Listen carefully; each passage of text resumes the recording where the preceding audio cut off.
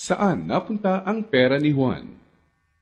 Kaibigan, pamilyar ka ba sa tatlong mukha ni Juan pagdating sa paggamit ng pera? Alam mo bang may pagkakaiba sa ugaling pinansyal si Juan mahirap, middle class at mayaman? Sobrang simple lang ng mga pagkakaibang ito. Magtataka ka kung hindi lahat ng tao pamilyar dito. Mga simpleng diskarteng dahilan kung bakit ang mahirap lalong humihirap, ang middle class stressed out at walang oras, at ang mayaman lalong yumayaman. Kung matagal mo nang tanong ang mga ito, mag-e-enjoy ka sa mga facts na hinanda ko para sa iyo. Sabay nating hihipan ang mga kumakalat na outdated na information tungkol sa pag-manage ng pera ngayon. At as a bonus, titignan din natin kung may pag-asa pa ba sa panahon ngayon ang simpleng Juan na umasenso at yumaman. Halika't isa-isa natin silang tignan. Magsimula tayo sa regular na araw ni Juan Mahirap. Gigising siya sa umaga at magmamadaling pumasok sa trabaho, kung swerteng may trabaho nga siya. Madalas, contractual. Minimum wage. Minsan, less than minimum pa. Masipag at matyaga naman siya. Pagtitiisa ng traffic at ang sumpong ng boss na masungit. At pagkatapos magbanat ng buto buong araw, uuwi ng pagod. Magpapahinga para ulitin lahat ito kinabukasan. Gagawin niya ito ng araw-araw para sa kapos-saktong sweldo. Tama ka, di na ito bagong istorya. Ano nga ba ang diskarte ni Juan Mahirap pagdating sa pera? Bago ang pag-iipon para sa pangkabuhayan, madalas nauuna ang Jollibee dito, sini doon, at ang silent killer ng bulsa. Bili ng kung ano-ano, kung saan-saan, kahit di kailangan. Mga abubot. Bakit? Kasi may sale, surplus, ukay-ukay, at tiyanggihan. Minsan lang at mura lang naman. Ang kadalasang mga dahilan, bibili kahit di naman kailangan. Ang resulta, wala pang 15 o 30, ubos na ang pera. Kaya uutang na lang. Gusto naman magbago ng buhay ng mahirap na Juan, pero magpapaulit-ulit ang kalagayan niya hanggat di niya nakikitang patong-patong na gastos ang bigay ng abubot niya, na pag naipon, pwede nang puhunan sa negosyo. Pero hindi masamang tao ang mahirap na Juan. Gaya ng sinabi ko, mukha lang ng diskarte sa pera to. Marami sa atin ang dumaan din sa mentality ng mahirap na Juan, di niya ito kasalanan. Maaaring misinformed lang. Paano nga naman bukod sa di lahat nakapagtatapos ng pag-aaral, di naman tinuturo ang pinansyal na kaalaman sa eskwelahan. Madalas, ang ugali sa paghawak ng pera ay ang ugaling namamana lang. So, saan napunta ang pera ni Juan Mahirap? Dito na papasok ang tinatawag nating 1. Income at expense, at 2. Assets at liabilities. Huwag kang mag-alala, hindi economics class ng pinasok mo. Simple lang to. So ano nga ba ang praktikal na kahulugan ng income at expense at assets at liabilities? Unahin natin ang income. Ito ang perang pumapasok sa iyo. In short, income equals kita. Kapag lumabas naman ang pera, tinatawag natin tong expense. Sa madaling salita, expense equals gastos. Ngayon, ano naman ang assets at liabilities? Asset ang isang bagay kung binibigyan ka nito ng income o kita. At liability naman kung expense o gastos ang binibigay nito.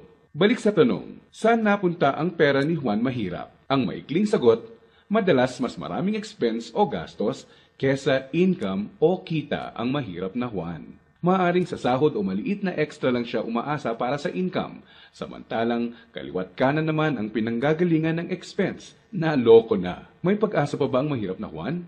Malalaman natin yan mamaya. Ngayon, tignan muna natin ang behind-the-scenes kwento ni Juan Middle Class. Sa unang tingin, okay na okay ang lagay ng middle class na Juan.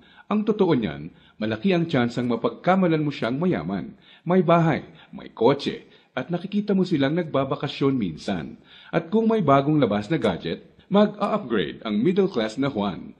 Pero ang di alam ng karamihan, marami dito ay promo, hulugan, o utang sa credit card na buwan-buwan sa sweldo na kakaltas. So, saan napupunta ang pera ni Juan Middle Class?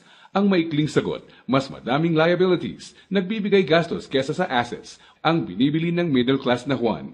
Imbes na investments na gagawa ng income, nauuna sa listahan niya ang paggagamitan ng pera, ang upgraded na lifestyle. Gusto niya ang convenience at quality sa buhay. Tingnan nating halimbawa to. Kung traditional economics ang pagbabasehan, ang kotse at bahay ay madalas na sinasabing assets. Sa praktikal na buhay ni Juan, masasabi nating outdated na ang pananaw na to.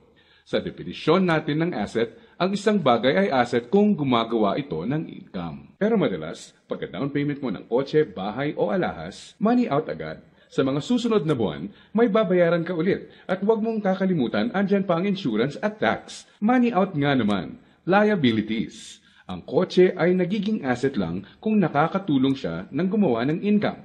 Halimbawa na lang kung gamit sa negosyo. Ang bahay ay pwedeng maging asset kung paparentahan mo ito. Lalagyan ng mga produkto sa negosyo or storage. O di kaya'y kung nagba-buy and sell ka ng bahay at mabibenta mo to ng mas mahal. So bakit walang oras at stressed out si Middle Class Juan? Para mabayaran ang mga liabilities, kailangang mag-overtime, kumuha ng mas maraming trabaho at maghangad na ma-promote ng middle class na Juan kung siya ay empleyado. Para sa mga professionals at self-employed, kailangan nilang kumuha ng mas maraming kliyente o projects. In short, kailangan nilang ibenta ang oras at skills nila ng higit pa sa ginagawa nila dati nung wala pang liabilities para kumita ng mas malaki. Tulad ng kalagayan ng isang doktor. Kung hindi niya sisiputin ang pasyente niya, wala siyang kita. Dito mo na makikitang may lumalamon na sa oras ni Juan Middle Class. May mga celebrations sa family at friends ang di na niya ma-attendan. Kaliwat ka ng stress na ang kapalit ng upgraded lifestyle ni Middle Class Juan. Para sa kayod kalabaw na discarding to, gugustuhin niya ng reward, tama?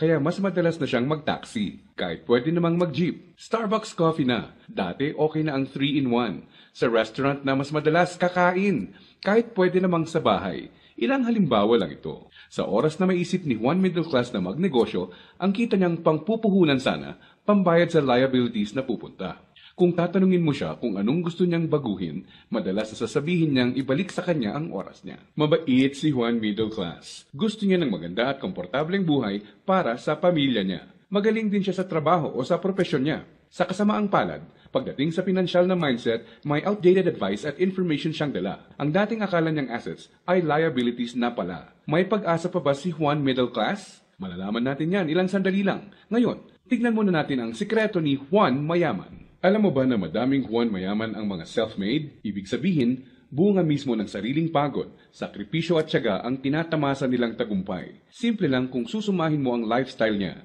may time and financial freedom. Maluwag ang buhay kung may kailangan. Choice sila kung ano ang sasakyan nila, saan sila titira, sino ang makakasama at makakatrabaho nila, kailan at saan sila magbabakasyon, at iba pa. In reality, mas madami din silang tsansang makatulong sa kapwa, gaya ng pagdodonate sa charity at pagsali sa outreach programs. Balik tayo sa tanong, saan napunta ang pera ni Juan Mayaman? Kapag may perang hawak si Juan Mayaman, sa asset niya ito dinadala. At sa asset na ito ay kikita pa ng mas maraming pera para sa kanya. At ano naman ang gagawin niya sa bagong kitang ito? Tama ka, i-invest ulit niya sa ibang asset pa. Ano ba ang mga examples ng asset na ito? Andiyan ang investments, apartment, or kotseng pinaparenta. Ang edukasyon, seminar, tradings at iba pa na magtuturo sa iyo ng skills na kaya kang bigyan ng kita ay asset din. Sabi nga ng isang bumper sticker, if you think education is expensive, try ignorance. Ibig sabihin, kung tingin mong mahal ang edukasyon, subukan mo ang kamangmangan. Assets din ang mga negosyo, lalo na ang mga kumikita ng passive income. Paano ba napagtatrabahuan ni Juan Mayaman ang kanyang time and financial freedom? Ang sikreto? Passive income at leverage. Sa practical na ibig sabihin, ang passive income ay income na pumapasok kahit tapos na ang malaking parte ng trabaho mo dito. Konting oras na lang ang kailangan ni Juan Mayaman para i-maintain ang asset niya. Kahit natutulog siya, pumapasok pa rin ang kita. Hiramin naman natin kay Robert Kiyosaki ang ibig sabihin ng leverage. True leverage is the ability to do more and more with less and less. Ibig sabihin, ang tunay na leverage ay ang kakayanan na gumawa ng mas maraming gamit ang mas kaunti. Para mas madali nating maintindihan, gamitin nating halimbawa kung paano nagsimula ang isa sa mga pinakamalaking drugstore sa bansa. Marami ang nasira noong World War II. Pagkatapos nito, kinailangang mag-rebuild ng mga tao. Dito na papasok si Mariano K. Napansin niya ang mga demand sa isang uri ng antibiotic na tinatawag na sulfa drugs. Paano niya nalaman? Ginamit niya bilang leverage ang natutunan niya bilang empleyado sa isang drugstore bago pumutok ang World War II. Nung mga panahon noon na nagsisimula ulit ang lahat at kahit naman ngayon, ang taong may enough information kesa sa iba ay nakakalamang. Gamit ang 100 piso, bumili siya ng sulfathiazole tablets at kumita sa paglalako nito. Ginamit niya mga unang kita niya para bumili ulit ng mga tableta na ilalako. Hindi niya ginastos sa liabilities at abubot ang mga sumunod na kita. Nag-ipon siya at gumawa ng kariton. Ginamit niya ito para makabenta ng mas marami pa. Naging asset at nagbigay ng leverage sa kanya ang kariton. Taong 1945, nakaipon siya ng sapat na pera para ipatayo ang una niyang drugstore. Pinangalanan niya itong Mercury Drug. Ngayon, kahit natutulog si Mariano, may humigit kumulang 900 na branches na at 11,000 na empleyado ang mga nagtatrabaho para sa kanya. Leverage. Dahil dito, pumapasok pa rin ang passive income sa kanya. Pwede mong gawin ang ginawa niya. Gamitin mo ang pera mo sa pagsisimula ng pagkakakitaan. Andyan lang sa tabi-tabi ang mga negosyong kayang magbigay ng passive income at leverage sa iyo. Gaya na lang ng experience ko. Di ko inakalang isang maliit na flyer lang na inabot sa akin sa mall ang magiging tulay para sa isang negosyong nagbibigay passive income at leverage sa akin. Naging ugali ko na i-prioritize sa mga pagkuha ng assets bago liabilities. Ano ang konklusyon natin ngayon na magpapayaman sa iyo? Intindihin mo to, hindi lang ang pagkakaroon ng pera ang nagpapayaman sa tao. Para hindi ka matulad sa 70% ng lotto winners na lalong nagiging mahirap dahil sa maling diskarte sa pera. Dapat, alam mo kung paano at saan gagamitin ang pera pag nagkaroon ka nito. Dahil sa internet, mas madali nang maghanap ng negosyong simulan sa maliit na capital at pwedeng palaguin para bigyan ka ng passive income at leverage. Ang importante, kailangan mo silang hanapin. Kailangan mong maging open para tumingin-tingin at kumuha ng idea at pag nakakita ka, pag-aralan at i-research mo to. Nandyan lang sila. Kailangan mo lang bigyan ng chance ang sarili mo na maging in the know. Ibig sabihin, kapag andyan na ang pagkakataon sa harap mo, alam mong di mo dapat palagpasin to. At sa pagkakakitaang papasukin mo, ipunin mo lang ang income mo. Gamitin mo to para palaguin pa ang assets mo hanggang ang kita ng assets at negosyo mo kahit di mo na directly pinatatakbo, ay nagbabayad ng bakasyon, gadgets, kotse, at bahay ng pamilya mo. Gaya ng mga self-made na Juan Mayaman, kaya mo itong simulan. So, si Juan Mahirap, unang binibili ay ang mga abubot. Si Juan Middle Class, unang binibili ay liabilities. At si Juan Mayaman naman, unang binibili ay assets. Kung nagustuhan mo tong presentasyon natin ito, maaring magustuhan mo pa ang mga ibang ideas na meron tayo sa Facebook group. Okay itong online tambayan natin na to. Positive ang mga tao. Nagsishare ng idea para mas gumanda ang buhay ng mga nasa grupo. Welcome ka dito. Masaya, may purpose, at may kulitan sa grupo. In short, bukod sa mga ideas at suporta para sa pag-unlad ng buhay mo, mag-e-enjoy ka dito.